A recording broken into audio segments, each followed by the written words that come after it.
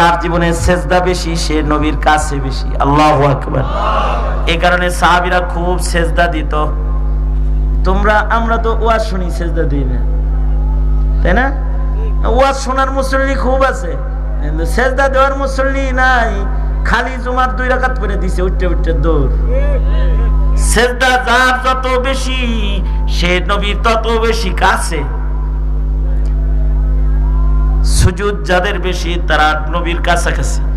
এ কারণে সাহাবীদের গুণ হলো তারাহুম রুকআন সুজদান ইয়াবতাগুনা ফাদলাম মিনাল্লাহি ওয়া রিদওয়ানা সীমাহুম ফি ওয়ুজুহিহিম মিন আসারিস সুজুদ। সাহাবায়ে কেরামের চেহারার ভিতরে ছিল সেজদার দাগ।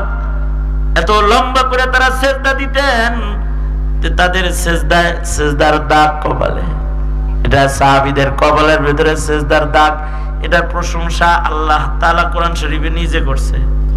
মুহাম্মাদুর রাসূলুল্লাহ ওয়াল্লাযীনা মাআহু আশিদ্দাউ আলাল কুফফার রুহামাউ বাইনাহুম তারাহুম রুকআন সুজদান ইয়াবতাগুনা ফাদলাম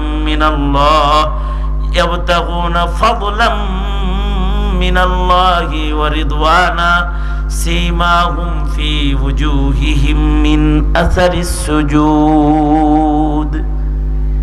আর আমাদের চেহারা হলো গুনাহের ছাপ। চোখ দেখলেই বোঝা যায় যে গাঁজা খায়, চেহারা দেখলে বোঝা যায় ডেলি মদ খায়। আর সাহাবীর চেহারা দেখলে বোঝা যায় তো এরা সেজদায় পড়ে থাকে, নামাজ পড়ে। আল্লাহু আকবার জোরে বলেন। কারণ সেজদা যত বেশি নবীর কাছাকাছি তত বেশি। খালি ফরজ নামাজ আর জুম্মার 2 রাকাত পড়ো। কি খুতবার সময় যায়?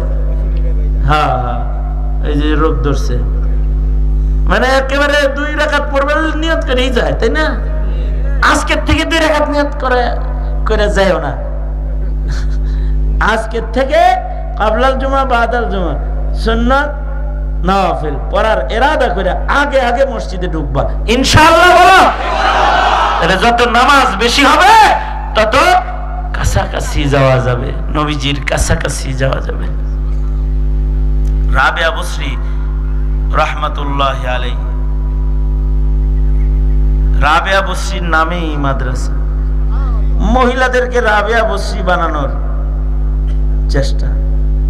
এই সকল ওলি বুজুর্গদের নাম নেওয়ার সময় রাদিয়াল্লাহু আনহু করে ফেলতে হয়। আর ওনার জীবনের ভিতরে আছে যে রাবিয়া বসরি ওফাতের পরে একজন স্বপ্নে দেখে যে রাবিয়া জান্নাতের ভিতরে ঘুরতে আছে। রাবিয়ারে জিজ্ঞাসা, প্রশ্নের উত্তর পারছিল তো? উত্তর দেই নেই। কেন? আইসে পরে জিগায় মার রব্বুকা ওয়া মা দীনুকা ওয়া মান হাযার রাজুল। তোমরা আইসো আসমান থেকে নিচে, আর আমি আইসি 3.5 হাত নিচে। এখানে ভুলে গেছি আল্লাহ রে সমস্ত প্রশ্ন করতে আইসে। সরে যাও। আল্লাহ তাআলা ডাক দিতে, থাক বান্দিটা দুনিয়ায় ঘুমায় না, এখন একটু ঘুমাইতে দে। তারপরে আরাম করতে দিছে, আরাম করতে আসি।